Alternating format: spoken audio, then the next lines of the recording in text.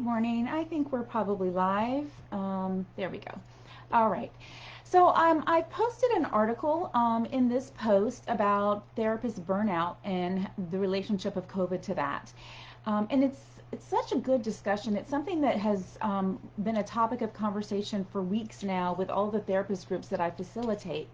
We are all seeing an increase in people reaching out for mental health care.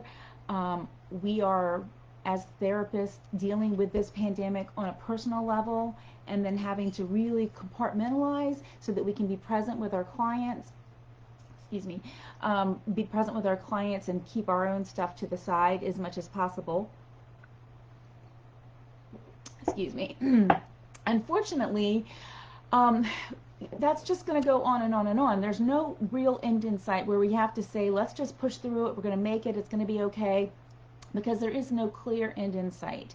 And also, more people are considering therapy than did before, so it stands to reason that that need is going to be somewhat increased even after we get, the vaccinations effective and working and everyone has them and we're able to return to whatever our new normal is going to be. So there's a couple of thoughts that I had that I wanted to share with people. Some of the suggestions that we've discussed in the peer consultation groups that I run through Oasis for Therapists.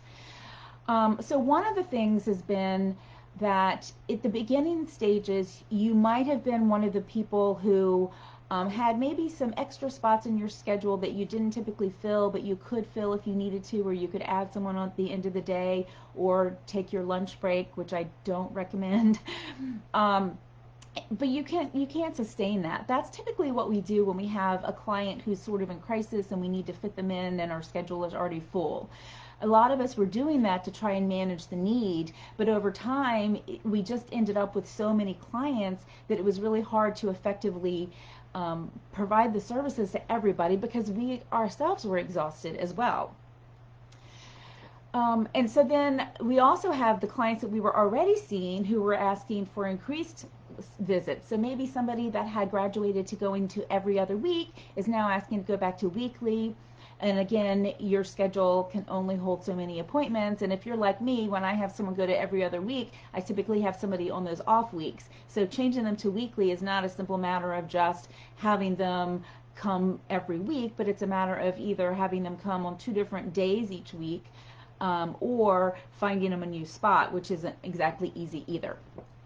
So first of all, I want to encourage you that if you are continuing to jam-pack your schedule, please really rethink that. Most of us have found that our usual referral sources are also booked. And so it's really hard when we get those phone calls, we turn someone away. I always try, for myself, I try to do my best to give them a referral to somebody. I'll usually come into one of the therapist Facebook groups where I might recognize some of the names of the people that are being referred, and I always like to provide that because I really don't want somebody to call me and then have me just say, I'm sorry, I can't take new clients, and then they're back to the drawing board, because we know that first call can be so hard to make.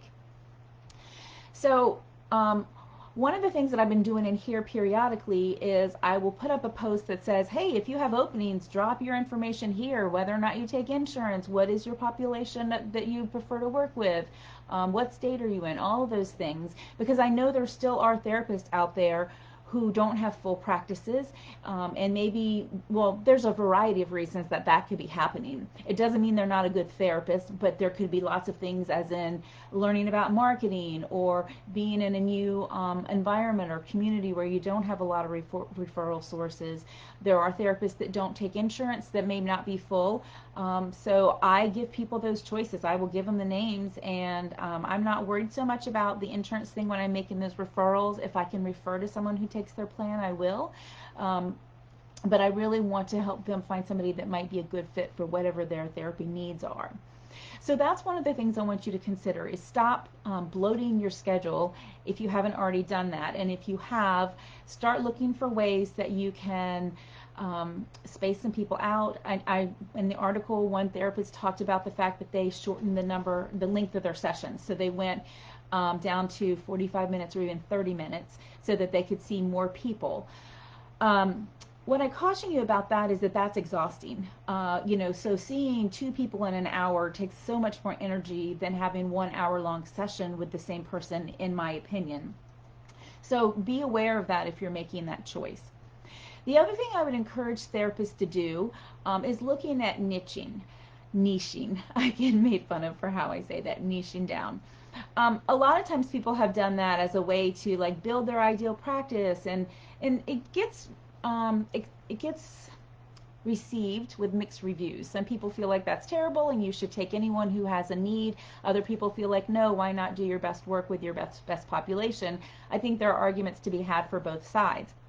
However, I want you to take note of your clients. So for this week, at the end of each session, take a minute to think, did I feel like I did really great work with this client and I feel energized?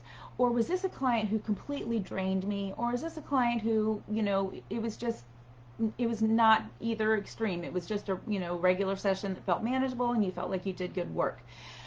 So what you will probably see is that the clients that you feel really energized with, those are your ideal clients, and you are doing your best work with them. And if we're looking at a sustainability picture here, then having clients that are ideal fit for you that take less energy and if anything might even energize you is going to work so much better as we continue working through this pandemic.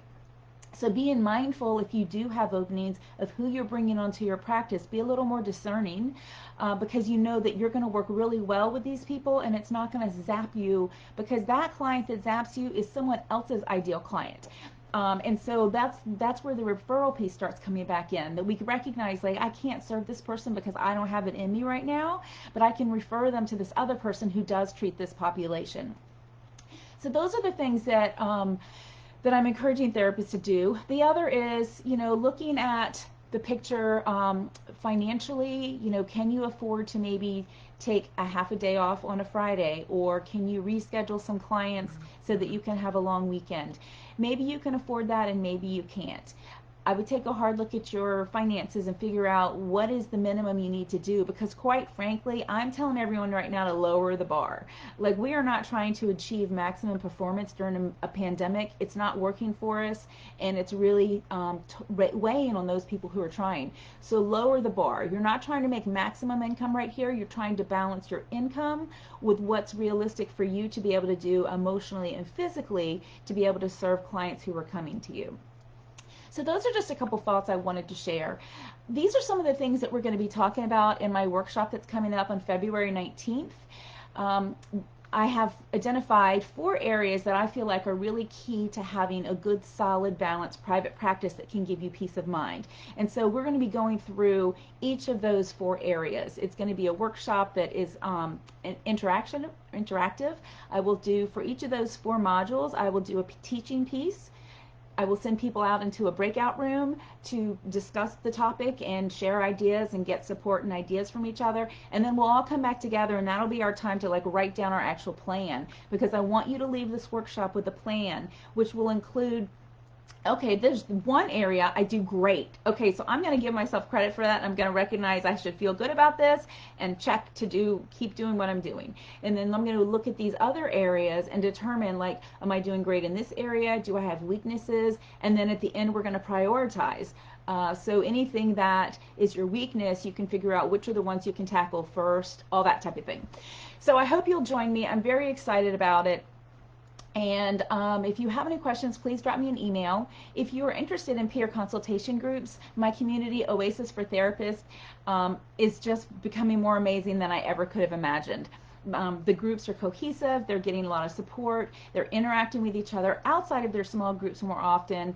I've started doing some extra things within our private Facebook community, such as happy hours and trainings and things like that. So if you have any interest in that, you can go to oasisfortherapists.com and get some more information, or you can drop me a PM and we can set up a Zoom and I can answer all of your questions. All right, everyone, take good care of yourselves, okay? This is a hard time that we're experiencing, and it's okay to say we also are being impacted, and let's try and slow our roll a little bit. Take care.